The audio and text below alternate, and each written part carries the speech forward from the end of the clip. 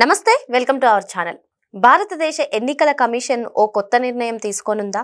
మరి ఈ నిర్ణయంతో ఎవరికి ప్లస్ ఎవరికి మైనస్, అసలు ఏ నిర్ణయం తీసుకోనుంది, ఇవన్నీ కూడా తెలుసుకునే ప్రయత్నం చేద్దాం. దీన్ని పూర్తిగా విశ్లేషించడానికి మనతో పాటుగా ఉన్నారు పొలిటికల్ అనలిస్ట్ అశోక్ గారు. అశోక్ గారు నమస్తే. నమస్తే అండి. అశోక్ గారు, ఎన్నికల కమిషన్ అయితే ఒక కీలక నిర్ణయం తీసుకునే యోచనలో ఉంది. మరి ఈ ఓటర్ కార్డుకి ఆధార్ కార్డ్ని లింక్ చేసే యోచనలో ఉంది. మరి ఇది మంచి నిర్ణయం అంటారా? ఒకవేళ ఇది అమలు అవుతే ఎవరికి యూజ్ అవుతుంది? ఇది మీరు ఇందాక స్టార్టింగ్లో చెప్పినట్టు ఎవరికి ప్లస్ ఎవరికి మైనస్ అనే దానికంటే భారతదేశంలో ఉన్న ప్రతి ఒక్కరికి ప్లస్ అని చెప్పొచ్చు. ఎందుకంటే ఫర్ శాంపుల్ ఎగ్జాంపుల్ అండి, ఏ పార్టీలు అయితే ఓడిపోయినాయో ఈ మధ్యకాలంలో, అటు వైసీపీ కావచ్చు, మహారాష్ట్రలో కాంగ్రెస్ ఓడిపోయింది, బీజేపీ ఆ యొక్క కూటమి గెలిచింది. అండ్ దెన్ బీహార్లో వేరే పార్టీలు ఓడిపోయినాయి, వెస్ట్ బెంగాల్లో ఓడిపోయినటువంటి అక్కడ లోకల్లో ఉన్నటువంటి బీజేపీ, వెస్ట్ బెంగాల్లో మమతా బెనర్జీ గెలిచింది. ప్రతి ఒక్కరూ మాట్లాడే పార్టీలకు అతీతంగా మాట్లాడేది ఏంటంటే ఇక్కడ రిగ్గింగ్ జరిగింది. ఈ రిగ్గింగ్ అనే పదాన్ని మనం గతంలో వైఎస్ రాజశేఖర రెడ్డి గారు 2004 ఆ సమయంలో వినేవాళ్ళం. రిగ్గింగ్ అనే పదం దాటిపోయింది ఈ కాలం. ఇప్పుడేంటంటే ఈవీఎంలో ట్యాంపరింగ్ జరుగుతుంది, ఇటువంటి మాటలు వింటా ఉన్నాం. ఈ పరిధి దాటి మొన్న మధ్య తిరుపతి బై ఎలక్షన్స్ టైంలో 2021 జగన్మోహన్ రెడ్డి పార్టీ అంటే YCP party Tirupati MP candidate గెలిచాడు, గురుమూర్తి అనే ఆయన గెలిచాడు. ఆ సమయంలో మనం కీలకంగా పరిశీలించి చూస్తే తిరుపతిలో అన్అఫిషియల్ నియంతగా లేదా డిప్యూటీ చీఫ్ మినిస్టర్ హోదా అనుభవించే పెద్దిరెడ్డి రామచంద్రారెడ్డి ఆయన కనుసన్నులో ఎన్నికలంటూ జరిగినాయి. అప్పుడు మనము దేశ స్థాయిలో హైలైట్ అయిందండి. ఆ రోజున కేవలం ఒక చిన్న ఇల్లు ఉంటుంది, మ్యాక్సిమం 3 పడుకోవచ్చు ఆ చిన్న ఇంట్లో. ఆ చిన్న ఇంటికి సంబంధించి 18 ఓటర్లు, ఇంకొక చోట వచ్చి ఇంకా చిన్న ఇల్లు అయితే దానికి 48 ఓటర్లు, ఒక్క ఇంట్లో 48 ఓటర్లు నివసిస్తారంట. ఆ రకాన దొంగ ఓటర్లు పుట్టించే కార్యక్రమం మనం చూస్తూనే ఉన్నాం. వీటన్నిటికీ చెంపపెట్టు పెట్టే విధంగా రీసెంట్గా అదే ఇందాకన్నట్లు మహారాష్ట్రలోని కాంగ్రెస్ ఓడిపోయినప్పుడు ఏం చెప్పాడంటే రాహుల్ గాంధీ ఒక బోల్డ్ స్టేట్మెంట్ ఇచ్చాడు. లాస్ట్ 6 నెలల నుంచి దాదాపు 70 లక్షల ఓటర్లు మన దేశంలో ఇతర ప్రాంతాల నుంచి మహారాష్ట్రలో ఆధార్ కార్డులు క్రియేట్ చేసుకొని ఇక్కడ ఓటర్ ఐడీలు పుట్టించుకొని ఈ 70 లక్షల ఓటర్లు బీజేపీకి ఓట్లేసే విధంగా ఈ యొక్క కేంద్రం చేసిందని రాహుల్ గాంధీ బోల్డ్ స్టేట్మెంట్ ఇచ్చారు. అందుకు ఈసీ ఆ రోజున ఏ మాట రెస్పాన్స్ అవ్వలేదు, బయటకు వచ్చి ఏ మాట మాట్లాడలేదు. ఇవన్నీ మనం చూస్తానే ఉన్నాం. ఇందుకు వీటిని ఒకసారి ఒకరి దగ్గర కూడా మాట పడకూడదనో లేకుంటే దేశంలో ట్రాన్స్పరెన్సీ పెరగాలి అనే విధంగా ఎలక్షన్ కమిషన్ ఈ అద్భుతమైన నిర్ణయం తీసుకుంది. ఈ నిర్ణయం వల్ల ఏమవుతుందంటే మన దేశంలో దాదాపు 97 నుంచి 98 కోట్ల మందికి ఓటర్ ఐడీలు ఉన్నాయి.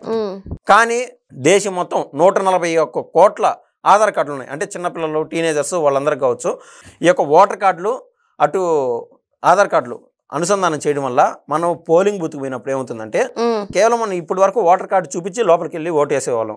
ఇప్పుడు రెండు, అటు ఓటర్ కార్డు ఇటు ఆధార్ కార్డు రెండు ఒకేసారి చూపించాల్సి వస్తుంది. చూపించినప్పుడు దాంట్లో కే అశోక్ కుమార్ అని పేరు ఉంటుంది, నా ఇంటి పేరుతో సహా ఉంటుంది.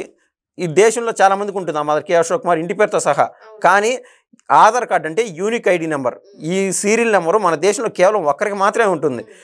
అటు ఓటర్ కార్డులోను ఇటు ఆధార్ కార్డులోను మ్యాచ్ అవ్వడం వల్ల అతను ఫ్రీ ఫ్లోగా ఓటు వేసుకోగలడు. ఈ రిగ్గింగ్ శాతం దాదాపు 95 నుంచి 98% ఆటోమేటిక్గా తగ్గిపోతుంది. మొత్తానికి దొంగ ఓట్ల శాతం మొత్తానికి తగ్గిపోతుంది. దొంగ ఓట్ల శాతం ఖచ్చితంగా తగ్గిపోతుంది. ఇదే క్రమంలో నేను చెప్పాలనుకున్న సూచన ఏంటంటే నా వంతు నా ప్రయత్నంగా మనం ఆ 2 కార్డులు అంటే ఫిజికల్ కార్డ్స్ తీసుకెళ్తున్నాం, అటు ఆధార్ కార్డు ఇటు voter ID card physical cards తీసుకెళ్తున్నాం. ప్రతి దానికి మనము స్కానర్ అని చెప్పి ఈ రూట్లో వెళ్తా ఉన్నాం కదా ఇప్పుడు డిజిటల్ కాలంలో. సో ఎప్పుడైతే ఓటర్ పోలింగ్ బూత్లోకి వెళ్ళినప్పుడు అతని యొక్క Aadhaar card voter ID card రెండు అట్లా చూపించినప్పుడు స్కాన్ చేస్తే 2 సీరియల్ నెంబర్ డిఫాల్ట్ ఈ మనిషి మీద ఎవరైతే ఓటు వేయడానికి వెళ్ళింటాడో అతని మనిషి మీద టిక్కు పడిపోతే అతనికి ఇక్కడ సీరా వేసే పని లేదు, ఆ సీరా బయట నుంచి ఏదో రుద్దేసుకొని మళ్ళీ ఓటేసే పని కూడా ఉండదు. అంటే డిజిటల్లో ఈ ఓటింగ్కి సంబంధించి ఎఫిషియెంట్గా వాడుకోవచ్చు, సమృద్ధిగా వాడుకోవచ్చు ఈ ప్రభుత్వం నేనైతే ఆశిస్తున్నానండి. ఓకే అండి, అంటే మొత్తానికి ఈ నిర్ణయం మంచిదేనా అంటారు? అదేవిధంగా దొంగ ఓట్లు అనేవి తగ్గుతాయంట? అవును, మీరు అదేవిధంగా అండి కుప్పంలో చంద్రబాబు గారిని మున్సిపల్ ఎలక్షన్స్లో ఓడిపించారు. అంటే చంద్రబాబు గారు అంటే అక్కడ ఆయన తరఫున పోటీ చేసినటువంటి కార్పొరేటర్లు వీళ్ళందరూ ఓడిపోయినారు గత వైసీపీ కాలంలో. అప్పుడేం జరిగింది, రాజంపేట నుంచి రైల్వే కోడూరు నుంచి అటు బద్వేలు ఇటు తిరుపతి అటు పొంగనూరు ఇటు సైడ్ ఓటర్లందరినీ తీసుకొచ్చి ఒక్కొక్క పోలింగ్ బూత్ స్థాయిలో కనీసం 400 ఓటర్లని అడిషనల్గా యాడ్ చేసి అంటే ప్రతిదీ రిగ్గింగ్ చేయడం అనమాట. సో ఇది మనం ఏదైతే ఎలక్షన్ కమిషన్ నిర్ణయం తీసుకోవడం వల్ల ఇటువంటి లోటుపాట్లు ఏవి జరగవు. ఇంకొకసారి ఎలక్షన్ కమిషన్ ఈవీఎం వల్ల ఇది మాదిరి జరిగింది, లేకుంటే అడిషనల్ ఓటర్ కార్డుల వల్ల ఈ మాదిరి జరిగింది అనేది చెప్పే ఛాన్స్ అంటూ ఉండదని ప్రతి ఒక్కరు భావిస్తున్నారు ఇవాళ. అంటే ప్రతి దానికి ఇప్పుడు మనం చూసుకున్నట్లయితే ఇండియాలో ఆధార్ లింక్ పాన్ కార్డ్ కానివ్వండి, బ్యాంక్ అకౌంట్స్ కానివ్వండి తప్పనిసరి. సో ఇప్పుడు ఓటర్ కార్డుకు కూడా ఈ లింక్ చేస్తే మొత్తానికి రిగ్గింగ్ శాతం తగ్గుతుందని మీరు అంటారు. 100% అండి. ఇప్పుడు చదువుకున్న వాళ్ళలో మ్యాక్సిమం ఇప్పుడు హైదరాబాద్లో ఉండొచ్చు, బెంగళూరులో ఉండొచ్చు, అటు సైడ్ ముంబైకి వెళ్ళి జాబ్ చేస్తూ ఉండొచ్చు, 10 నుంచి 15% తక్కువలో తక్కువ వాళ్ళకు ఒక ఎమోషన్ క్యారింగ్ లేనిది. అంటే ఇప్పుడు బాబు గారు ఆ రోజున జైల్లో ఉండొచ్చారు, అప్పుడు విదేశాల్లో ఉండేవాళ్ళు కూడా ఇక్కడికి వచ్చి అదే పనికి వచ్చి ఓటేసిపోయినారు. ఇటువంటి ఎమోషన్ క్యారింగ్ లేనిది పార్టీలకు అతీతంగా యువత వచ్చి ఓటేసేదానికి అసలు ఇంట్రెస్ట్ పోయినది. అసలు అక్కడ పోయినా కూడా మన ఓటు మనం వేస్తాము, కానీ అడిషనల్గా 150 ఓట్లు 200 ఓట్లు దొంగ ఓట్లు పడుతూ ఉన్నాయి, మనం వేసి మన ఓటు వీడి కూడా వేస్టే అని చెప్పి యువత ఒక నిర్ణయానికి వచ్చింది. సో ఇటువంటి వాటిని పెట్టడం వల్ల దేశం పైన వీళ్ళకి కూడా ఒక సెల్ఫ్ ఇంట్రెస్ట్ పెరుగుతుంది. మన దేశం కోసం మన వంతు మనం సాయం చేయాలా, మన ప్రయత్నం మనం చేయాలా, ట్రాన్స్పరెన్సీ కోసం మంచి నాయకుడిని ఎన్నుకోవాలనే భావన ప్రతి యువతలో కలుగుతుంది.